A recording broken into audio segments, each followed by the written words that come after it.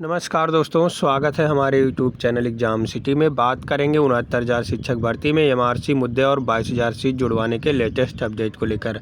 तो इससे पहले अभी तक हमारे YouTube चैनल एग्जाम सिटी को आप लोग सब्सक्राइब नहीं किए हैं तो प्लीज़ सब्सक्राइब कर लीजिए, साथ में बेल आइकन प्रेस कर लीजिए ताकि लेटेस्ट वीडियो के नोटिफिकेशन आप सबको मिलते रहें। दोस्तों, 69,000 शिक्षक भर्ती में उन अभ्यर्थियों के लिए खुशखबरी है जो एमआरसी मुद्दे पर ये जान रहे थे कि अब कुछ नहीं होगा।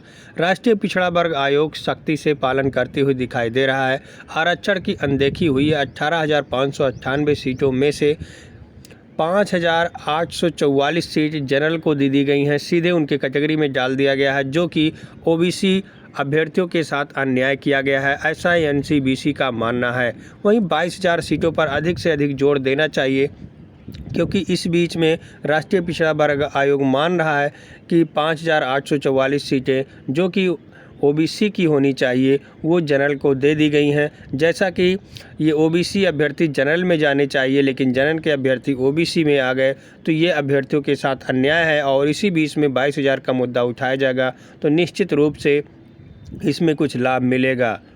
तो इन सारे अपडेट को वन बाय वन कवर करते हैं। इससे पहले वीडियो को लाइक और शेयर करना ना भूलें। तो आइए दोस्तों, वीडियो शुरू करते हैं। जैसा कि आप यहां देख पा रहे हैं, 69,000 शिक्षक भर्ती में हुई आरक्षण की अनदेखी। यहां आप देखें तो राष्ट्रीय पिछड़ा वर्ग आयोग ने परिषदीय प्राथमिक स्कूलों में 69,000 सहायक अध्यापक भर्ती में आरक्षण की अनदेखी मानी है। आयोग के उपाध्यक्ष डॉक्टर लोकेश कुमार प्रजापति की अंतरिम रिपोर्ट के अनुसार राज्य सरकार की ओर से प्रस्तुत जिलावार सूची का उद्धरण यह दर्शाता है कि अनारक्षित उम्मीदवारों को आरक्षित उम्मीदवारों के बजाय नियुक्तियां दी गई हैं। चयन प्रक्रिया में आरक्षण नीति का घोर उल्लंघन हुआ है। आयोग के समक्ष राज्य का उत्तर विरोधाभासों से भरा है। यह संदेश व अनुमानों पर आधारित है। वर्तमान चयन प्रक्रिया आरक्षण नियमों को कैसे और किस प्रकार तरह से लागू किया गया, यह दिखाने में राज्य सरकार विफल है। अंतिम चयन सूची में चयनित उम्मीदवारों की श्रेणी का उल्लेख नहीं किया गया है। हालांकि जब सूचियों को जिलेवार प्रकाशित किया गया था, तब चयनित उम्मीदवारों की श्रेणी का उल्लेख किया गया था। यहाँ आप देखें, नीति पर सवाल। राष्ट्रीय पिछड़ा वर्ग आयोग ने सुनवाई के बाद निकाला निष्कर्ष, राज्य स्तर पर प्राप्त सूची के अनुसार आरक्षण का पालन नहीं किया गया है। निश्चित रूप से 100% गड़बड़ी देखने के लिए मिली है। पहले भी आवाज़ उठाई गई थी अभ्यर्थियों के द्वारा, लेकिन सरकार के द्वारा आवाज़ दबाने का प्रयास काफ़ी किया गया था। जैसा कि आप लोग जानते हैं, लखनऊ में 4-5 दिन बहुत बेजोड़ धरना चला था, लेकिन बेजोड़ लाठीचार्ज भी हुआ था। सरकार के द्वारा पुलिस ने लाठीचार्ज किया था और उसमें कई अभ्यर्थी घायल हुए थे। तब से एमआरसी मुद्दे पर कोई आंख उठाकर देख नहीं पाया, यानी आवाज़ नहीं उठाया एमआरसी मुद्दे को लेकर। ऐसे में राष्ट्रीय पिछड़ा वर्ग आयोग एक हौसला बन के आया है अभ्यर्थियों के लिए। ओबीसी अभ्यर्थियों के लिए ये राष्ट्रीय पिछड़ा वर्ग आयोग एक मसीहा की तरह काम कर रहा है। अब देखना होगा ये कितना काम कर सकता है। यहाँ आप देखें, भर्ती की चयन प्रक्रिया में अनियमितता। राज्य यहाँ देख सकते हैं, सभी जिलों में प्रकाशित सूचियों के आधार पर उम्मीदवार की श्रेणी के आधार पर चयन प्रक्रिया में व्यापक अनियमितता दिखती है। ओबीसी श्रेणी में उम्मीदवारों के लिए आरक्षित 18,598 सीटों में से 5,844 सीटें ऐसी थी जो ओबीसी के श्रेणी के उम्मीदवारों के बजाय अनारक्षित श्रेणी के उम्मीदवारों को दे दी गई और इस प्रकार ओबीसी उम्मीदवारों के अधिकारों का उल्लंघन हुआ है। हालांकि आयोग ने स्पष्ट किया है कि उपरोक्त तथ्य के संबंध में कोई पक्ष इस अंतरिम रिपोर्ट पर संशोधन चाहता है तो उन्हें 15 दिन का अवसर दिया जाता है। रिपोर्ट को अंतिम समझा जाएगा। पैरवी करने वाले अमरेंद्र सिंह का कहना है कि रिपोर्ट को बाद में प्रस्तुत किया जाएगा। तो आप लोग जान रहे हैं कि ओबीसी में कितने अभ्यर्थी पास हुए। लगभग 84,000 ओबीसी अभ्यर्थी केवल पास हुए थे और उनके अधिकारों का हनन कर लिया गया है। जनरल में केवल 35-36 हज़ार अभ्यर्थी थे और उनके दुगने से भी ज़्यादा अभ्यर्थी थे। फिर भी ओबीसी के अभ्यर्थियों के हक का जान लीजिए, एक प्रकार से ये कहा जाए कि उनके हकों को मारा गया है। उनसे ये नौकरी छीन करके जनरल या सामान्य वर्ग को दी गई हैं। सरकारों को ऐसा नहीं करना चाहिए, क्योंकि सरकार को एक वर्ग विशेष को लेकर नहीं चलना चाहिए। सरकार को सभी वर्ग के अभ्यर्थियों को ध्यान देना चाहिए, क्योंकि उसे बनाने में सभी वर्ग के अभ्यर्थी काम करते हैं, सभी वर्ग से उसे वोट मिलते हैं।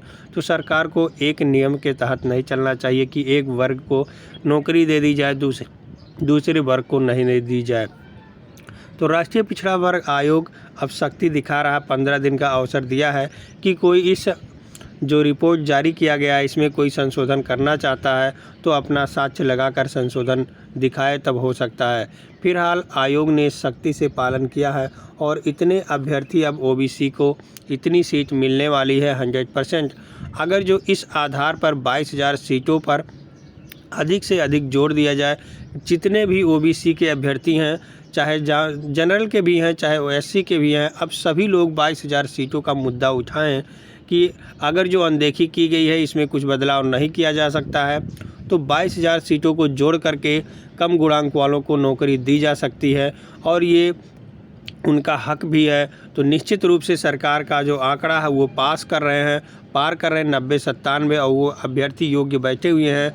निश्चित रूप से इनको 22,000 सीट जुड़वाने में सरकार जोड़नी चाहिए सरकार को, क्योंकि सरकार पिछली भर्ती में जब 41,000 केवल लोग पास हुए थे, 22,000 सीटें बच गई थी, तब सरकार ने कहा था, योगी जी ने कहा था कि मेरे पास 1,37,000 सीट है, यानी अध्यापकों की भर्ती करनी है, लेकिन उत्तर प्रदेश में योग्य अभ्यर्थी भी नहीं है कि आकर के फाइट करें और ये अध्यापक बन सके।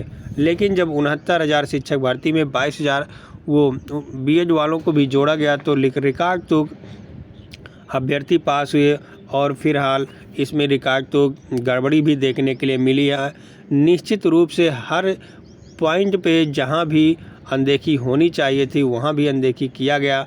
144 नंबर पाने वालों को नौकरी दे दिया गया, जो नौकरी पाने के योग्य ही नहीं था, नकल करके नौकरी पाया है। राष्ट्रपति का नाम नहीं बता पाता, वो कैसे 144 नंबर पा जाएगा। कुछ नहीं हुआ, जो भी नकल करके पास हुए थे सबको नौकरी दे दिया गया। फिलहाल हमारा मानना यही है कि 22,000 सीट के लिए अधिक से अधिक जोर दीजिए, क्योंकि यही एक अच्छा अवसर है कि 18,000 जो 598 ओबीसी की सीटें मिलनी चाहिए, उसमें से 5,844 सीटें जनरल को दे दी गई हैं। तो इसी मुद्दे पे सरकार थोड़ा दबेगा और 22,000 सीटें का जोड़ने पर ध्यान जाएगा, क्योंकि अगर जो आप लोग मांग करते हैं कि इसमें अगर जो जिसको नियुक्ति मिल गई है उसको छेड़खानी न किया जाए, 22,000 सीटों को जोड़ करके कुछ किया जाए, क्योंकि राष्ट्रीय पिछड़ा वर्ग आयोग भी सख्ती से पालन करेगा तो निश्चित रूप से इनको कुछ उलटफेर करना पड़ेगा और ओबीसी को लाभ मिलने वाला है।